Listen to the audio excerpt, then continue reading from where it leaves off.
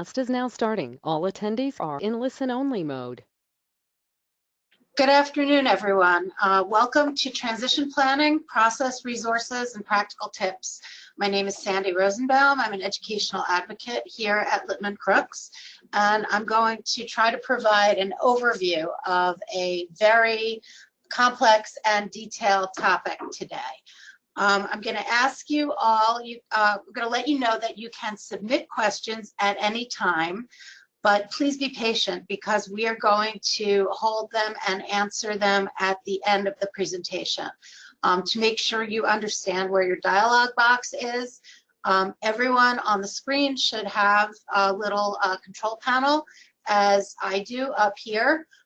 It's either going to look like a real panel or it's going to look just like this row of buttons.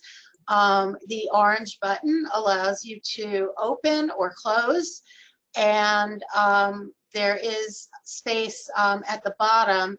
There's a dialog box for you to submit questions. So as they come to you, please put them in. Just know that we are going to be addressing them at the end of the presentation. So when you're considering transition for your child, the thing to know is that there are a few essential questions. The first is really, where's my child going next? And some people are pretty sure their kid is going to college or their child is going to adult services. And there's a lot of people who may feel that they're not entirely certain their child may be headed someplace in between, at least in the short term. But all of these things have different ramifications, but there is an appropriate transition plan for any of these destinations. One of the very important questions is, which exit document is my child likely to receive? Is your child going to be getting a diploma and or a CDOS, which is a certificate of work readiness, or a skills credential for those on the alternate assessment?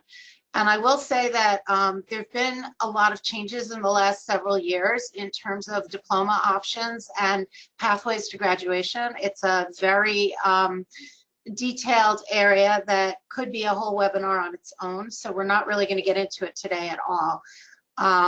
But we would be happy to address it in a future webinar if you're interested.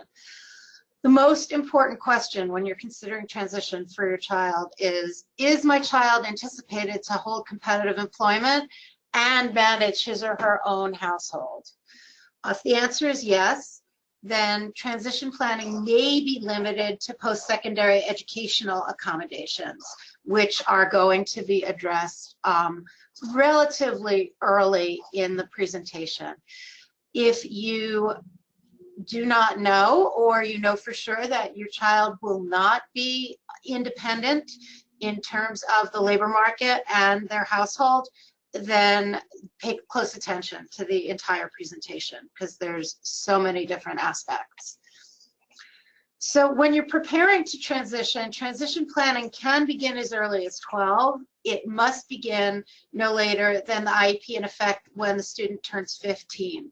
For students who are graduating on time, as it were, that's typically the IEP that's in effect when the student starts in the high school.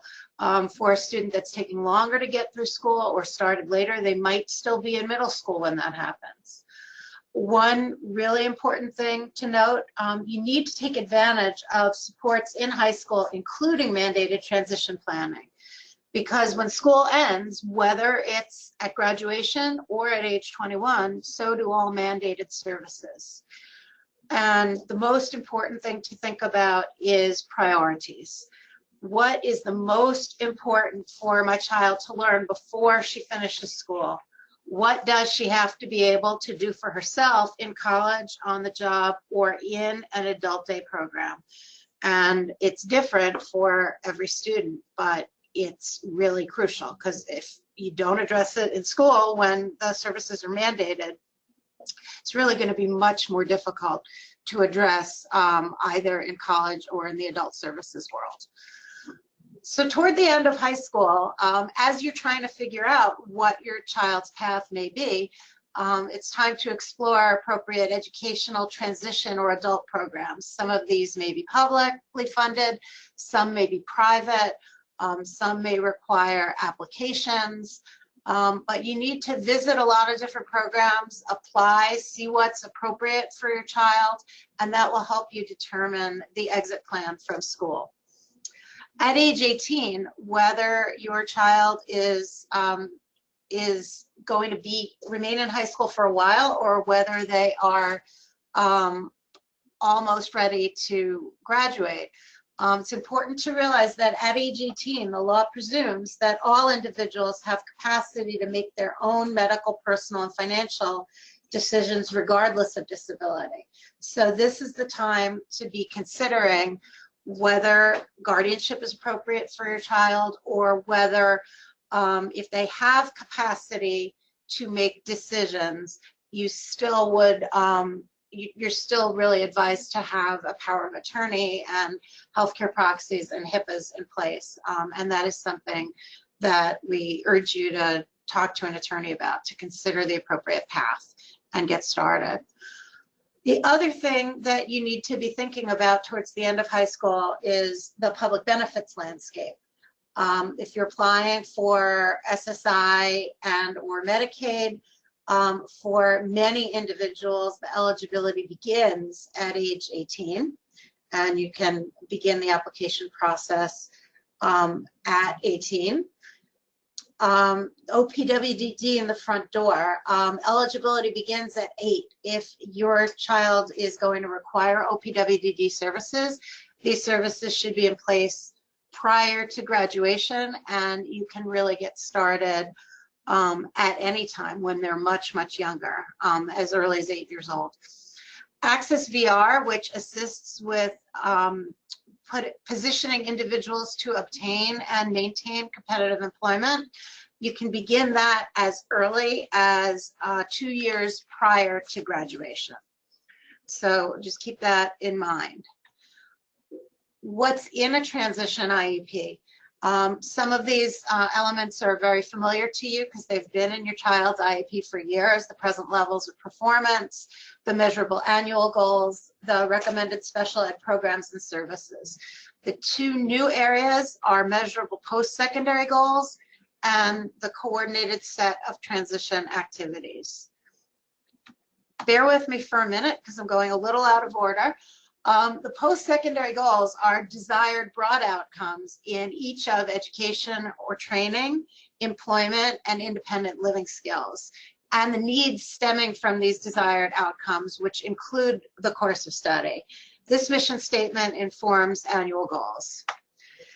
So don't get stuck with the worst transition plans ever. These have no detail at all. Very often for college-bound student, you will see that the entire transition plan is that the student is expected to go to college and should be enrolled in courses that lead to a diploma. There's a lot of potential college-bound goals that take years to develop appropriately. They can be on the IEP immediately, but they can also be there as a long-term goal to develop competence in academic advocacy, to develop organizational tools and the skills to use them, and to work on coping skills. And don't forget that especially if you have one of those college-bound students, just because they're going to college, districts very, very often like to stop the transition plan at the college readiness from an academic standpoint. But many of these students, for example, those on the autism spectrum, but not exclusively, also need training in employment soft skills, in daily living skills, in social skills. And this is training that is really, in some respects, best available in high school. It may not be available at all afterwards, or only at great expense. The opposite type of worst transition plan ever is the one that says the individual is going to an adult day program. If you're talking about somebody who has significant cognitive impairment, then it may be obvious or apparent that the individual is going to a day program. But there are different types of day programs that have different staffing ratios and have different expectations for communication, behavior, and self-help skills. And developing targeted development of those skills is very, very important in terms of situating the person, positioning the person so that when they do exit to adult programming, they are appropriately prepared to succeed in the programs that are appropriate to them and that are going to be interesting to them. The coordinated set of transition activities near the back of the IEP is a little more prescriptive year by year in terms of what needs to be done. So there's an instructional area. And one thing to consider, if you have one of those kids that can go to college and will go to college, but has a lot of other needs, remember that a rigorous college prep program doesn't leave much time for life skills or social skills. So depending on the relative importance, you might want to consider the trade-offs, whether it's an extra year or whether it's not taking that last AP course because there's time for an elective that is teaching work readiness and life community living skills. It's hard to know, but there may be appropriate alternatives there, because if you miss it now, you may not be able to find it later on. The other thing in instructions is that the skills needed for employment or adult services are very, very different from college prep programs, and some students need both. You may also want to spec out specific instruction goals for an alternate assessment student in terms of where their reading level is at or their writing level, in terms of what's going to have them be more independent when they graduate. There's room on the coordinated set of transition activities for related services, for community experiences, which typically are only included or specified really for people with significant developmental disabilities. But if there are community experiences that your child needs to have, you can speak up. Development of employment skills and other post-school living objectives, and the acquisition of daily living skills and provision of a functional vocational evaluation if appropriate. And again, the schools tend to think of that last area as not necessarily being appropriate for somebody who is able to go on to higher education. But it may be that it's very important for your child, and you should think about what to push for there. We have a brief detour into the exclusive concerns of related to college. So in terms of how to prepare for college, as I said before, take advantage of the supports in high school, including the mandated transition planning.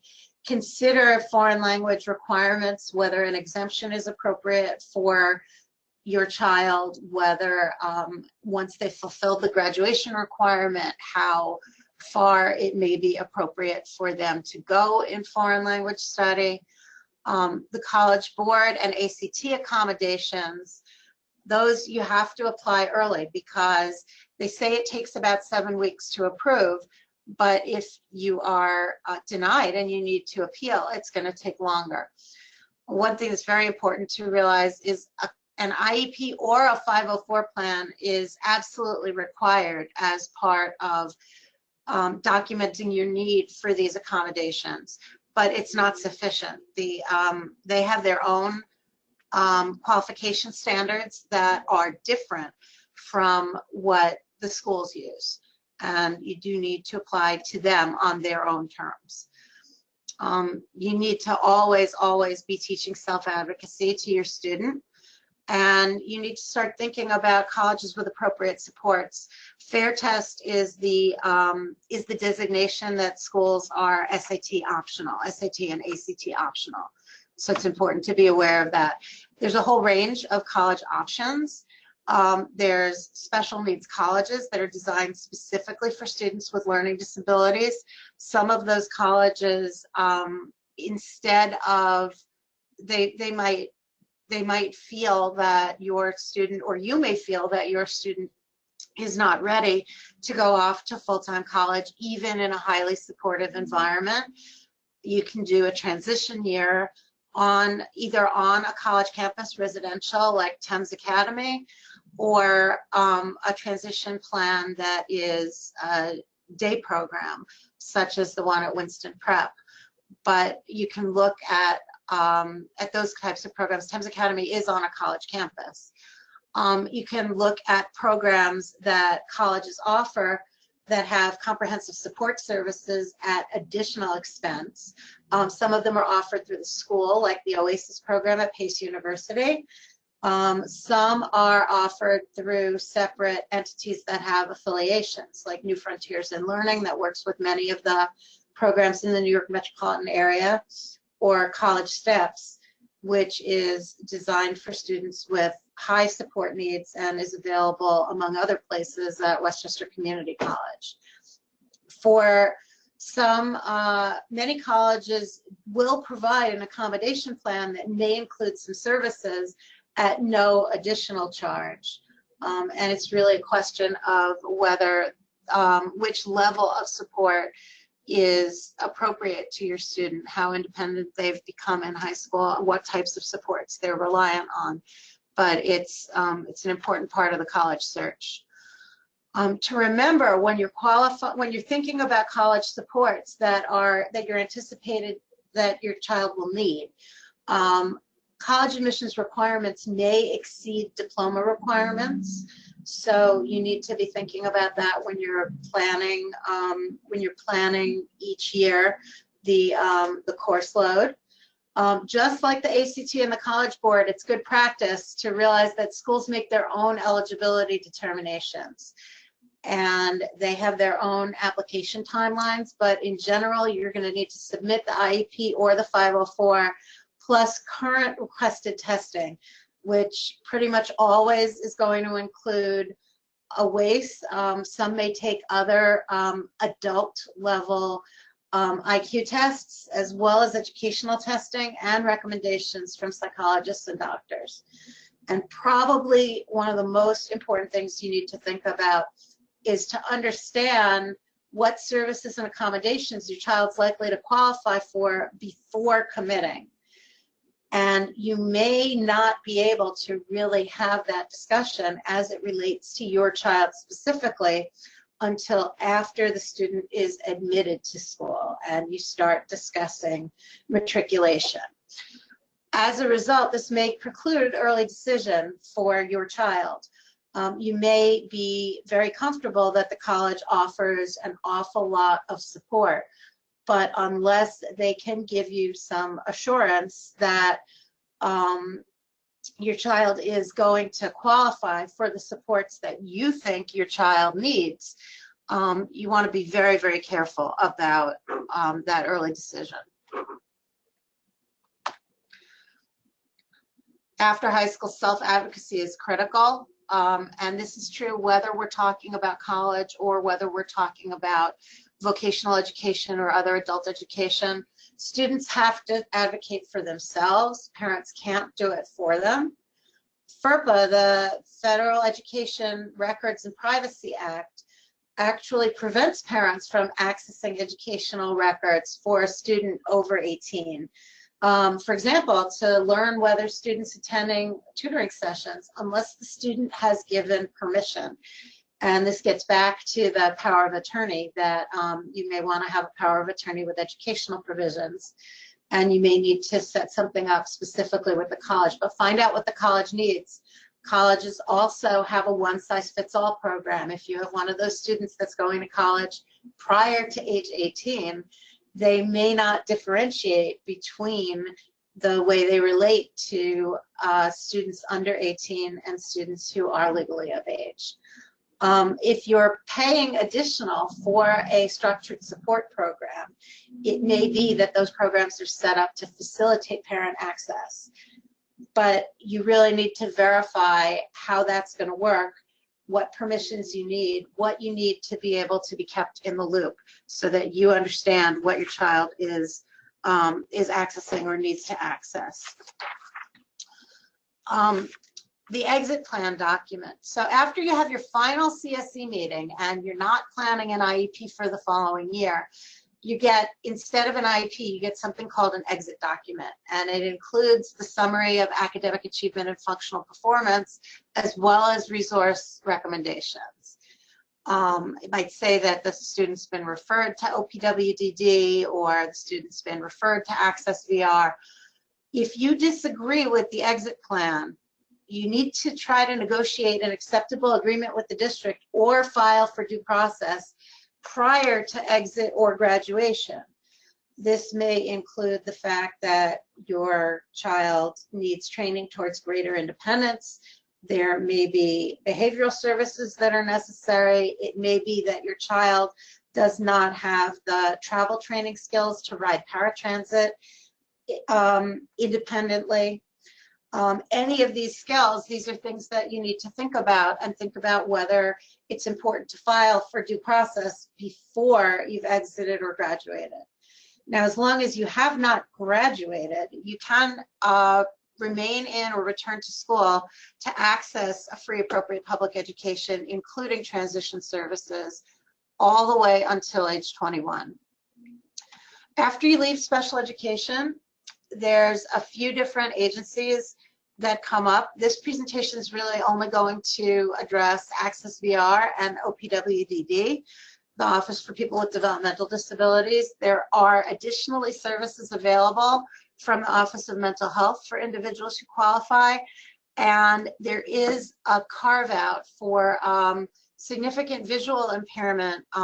Those individuals are served not by ACCES or OPWDD, but by the New York State Commission for the Blind. So just something to be aware of.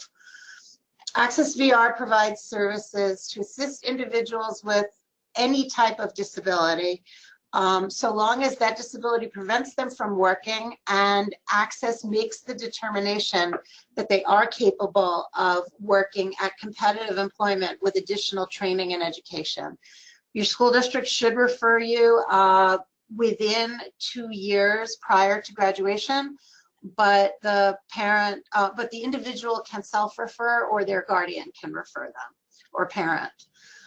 Some of the supports available through ACCES-VR are assessments, assistive tech, cost-effective vocational training. They often will pay for vocational training in the context of an individualized plan of employment.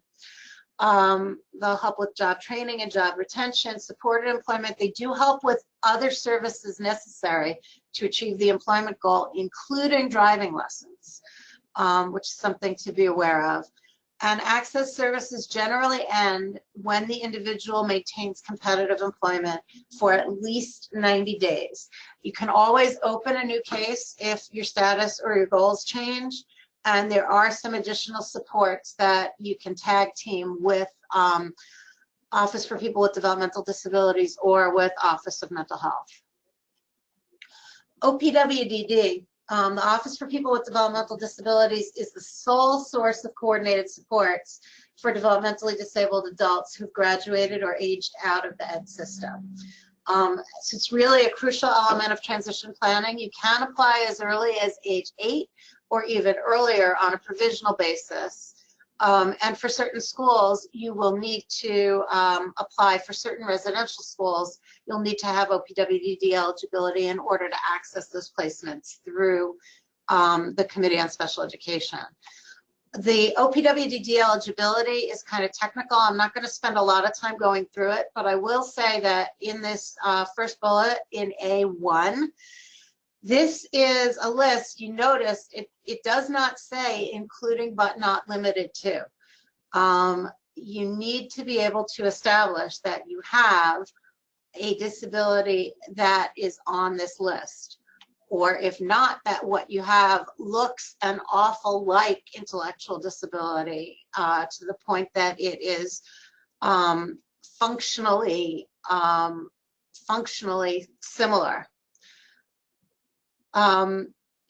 It originates before such person attains age 22. So everyone who's still in school is prior to age 22, can be expected to continue indefinitely, and constitutes a substantial handicap. And the way that substantial handicap is defined is through adaptive skills deficits on an adaptive skills measure such as the Vineland or the ABIS.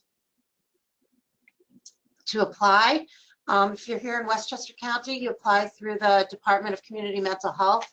Everywhere else around the state, you apply at the local DDRO. Most services are funded through the Medicaid Home and Community-Based Services waiver, so you're also going to need Medicaid.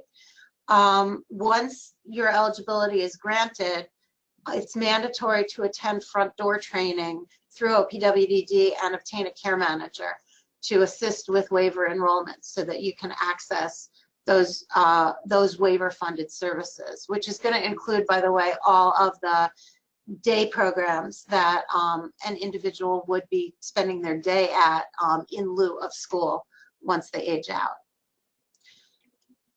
There's a variety of services that OPWDD provide. You can do traditional or self-directed services, and here's the list of them: respite and recreation, habilitative services, employment skills development, supported employment, housing through the CROW list. Self-direction does offer increased flexibility with many more detailed administration responsibilities. So it's definitely worth looking into, but it's something to be aware of, that it is much more, requires much more administration on the part of the parent. The OPWDD review process has 3 steps. If you get in at first step review, it basically means you've submitted the application and they've been able to determine clearly and quickly that that they can establish that you have a developmental disability and need their services. Very, very often, the application's forwarded for second step review, where there's a committee that's going to look at it. They may ask for additional information, such as a history of adaptive development challenges.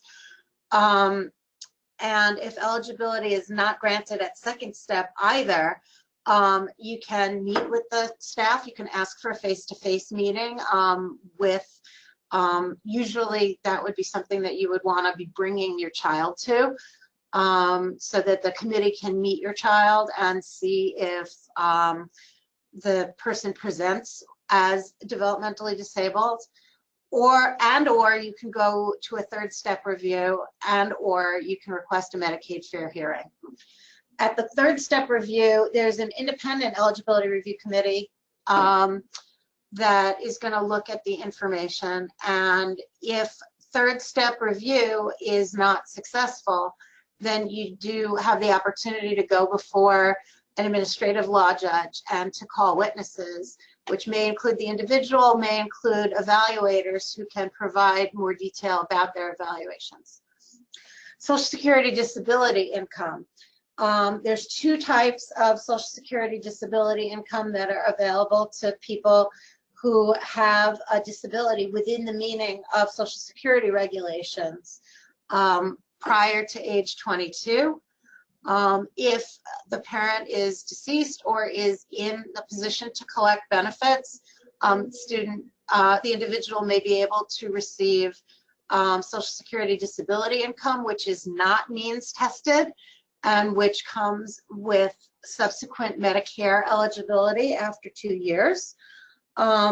Remember, Medicare, people think it's great, and it is great, but you may also need Medicaid if you need to access those home and community-based waiver services as for OPWDD. And so you may require a separate application for Medicaid. Supplemental security income is for people with disabilities who do not qualify for SSD through their parents or through their own earnings. It's subject to means testing, so the income and asset restrictions are extremely limited. Supplemental security income does come with automatic Medicaid eligibility. For many individuals who are not suited for post-secondary school or employment, they're going to go straight into a day program.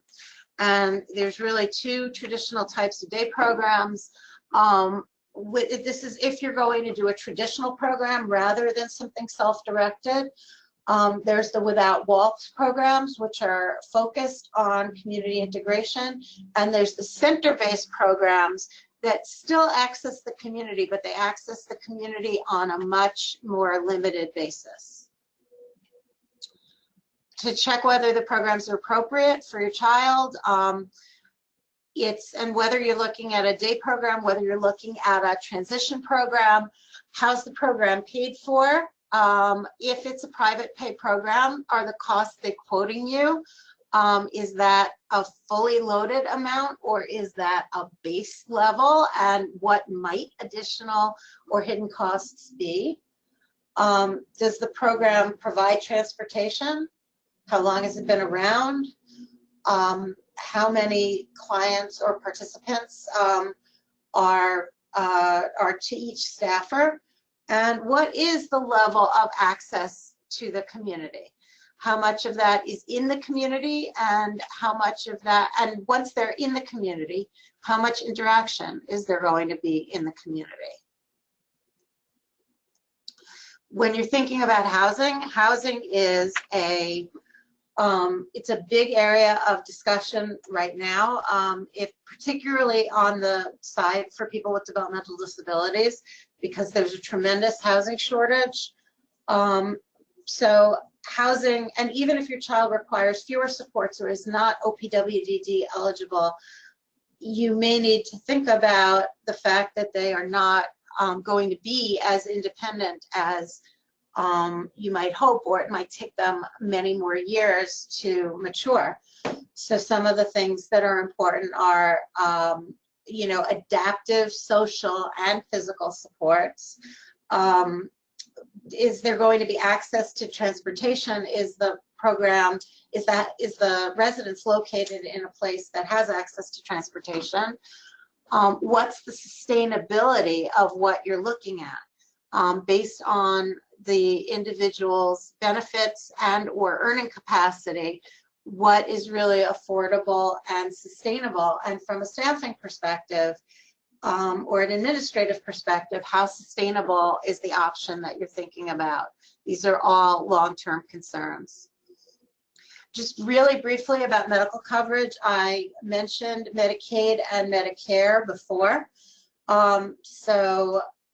Both of those are available, and likely anyone who's listening to this, if they're eventually, if you and your child are fortunate to live long enough into your retirement, your child at that point will begin to qualify for SSDI, and 2 years later will begin to qualify for Medicare, which can be added on to Medicaid if Medicaid remains necessary to access waiver services, such as through OPWDD or OMH. Private health insurance. If your child has a disability and you can certify that your child has had a disability from a young age, they will be eligible to continue based on subject to your own policy's approval. You will be able to carry that adult child on your private insurance past their age-out age, which I think now is 26 under the ACA. I believe in New York it's 29. And if you can document that your child has a disability, I don't know what number they're looking for. If they're looking for age 22, as does Social Security, that's a likely yes. But that's something to check with your insurance provider, because it's very nice to be able to maintain private coverage, in which case Medicaid can still be secondary coverage and the payer of last resort behind it. And I know I took us through a lot of different areas, and it was sort of a whirlwind tour of a variety of topics, but now it's time for questions. So I'm happy to take whatever questions you guys have for me on this topic. And I think that our moderators are supposed to be providing me with some of the questions, so I'm hoping they will come soon.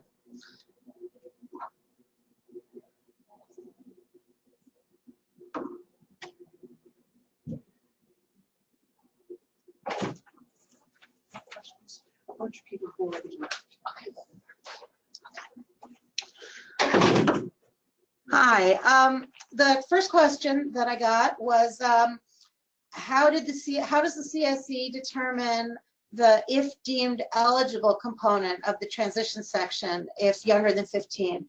Well, if with regard to transition planning is required for everybody.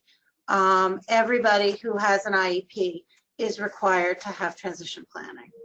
So there's no question that the individual is eligible for transition planning at that age. The thing that may be an issue is when you get into some of those questions in the coordinated set of transition activities, whether some of those programs are appropriate, such as daily living skills or a functional vocational evaluation. And if you believe that that's appropriate for your child and you disagree with the school on that, you certainly have the right to disagree. You have the right to make yourself heard and to pursue making your case. How do you understand community experiences in terms of payment? That's an interesting question. I guess sometimes the schools have field trips that are community experiences, and sometimes there's budgets for those activities, and sometimes they do expect the families to pay. I would imagine that that community experiences would be that it would vary, and that that economics should not be a barrier to having those community experiences. But I think we'd have to understand the individual situation to understand what's necessary. There's another question here on step 1 of the ACCESS-VR application. Step 1 is you need to fill it out, and you need to demonstrate that you have a disability such that you are appropriate for ACCESS-VR to consider serving. If you're already receiving SSI or SSD, then that is for as an individual with a disability that they take as substantive evidence right there, and you don't have to fill out any other information. If that's not the case, they do ask for more specific information, but without the form in front of me, I don't remember exactly what it looks like. But definitely the first step is determining that you're eligible and determining that you have a disability. The next question, can you explain mandated level 1, 2, and 3 vocational evaluations? I do have some information about that, and I think if you are interested in that, I can take that offline. The level 1 evaluation is a very, very cursory checklist, and that's required to be done for everybody. If you believe that your child is someone for whom the analysis needs to go further, you can advocate for that, and I can certainly we can certainly provide information offline on what that would look like. Are there any classes or places that teach self-advocacy if the current school that the child attends does not have this in place? That is really an excellent question. The schools should be teaching it. There are programs at the independent living centers that do teach self-advocacy. I am not sure how often they are attended by individuals who are still in school, but I would definitely ask there. I would also ask at some of the other human service agencies that that work with people with disabilities. A place like WJCS through their counseling center may have something, or the guidance center. I don't know for sure, but those would be the places that I would check first. There's some other questions about how different are the laws in other states. And the person was specifically asking about Pennsylvania, and I have to tell you, I can't really tell you anything about Pennsylvania. The transition requirements, most of these requirements that I went over, the basic transition requirements are federal in terms of what the IEP must include. But every state does have some areas where they exceed the federal mandates in terms of transition, and I'm not sure if New York does. So it's really something that's important to check. One of the other things that's really different from state to state is the way ACCES-VR works. Other states' vocational rehabilitation agencies may be structured quite differently than in New York. Another question, are there any day programs designed specifically for low-functioning autistic children who become adults? There are programs that are designed with the needs of autistic people in mind. I don't know that there are programs that are exclusively for people with autism so much as there are at the school level. But definitely in terms of what the needs are of your child, if your child utilizes augmentative communication, if your child is a runner, if your child requires visual supports and more intensive staff support, those are the kinds of questions that you need to be asking of the adult programs to see if they're going to be able to meet the needs of your child. It may be that those programs include students who may present, whose needs and support needs may be similar enough that they may not have autism but have similar support needs.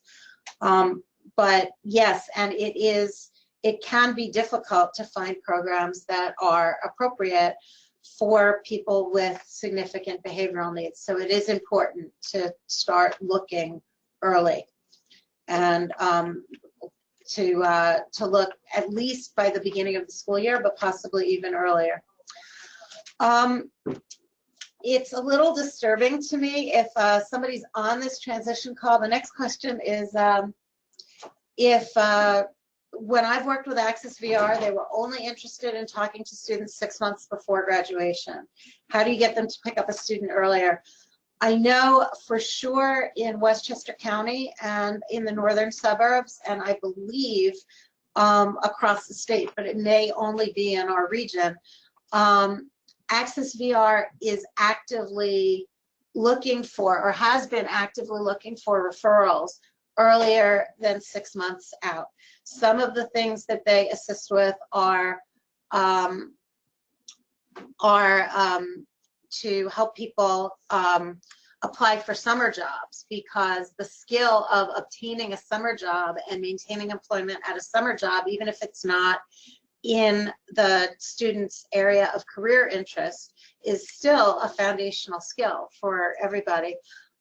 Most school districts, all the school districts in Westchester for sure, have liaisons through, I believe it's through the guidance center. They may not all be through the guidance center, but you can contact them, or you can contact ACCES-VR and ask about the liaisons to school districts.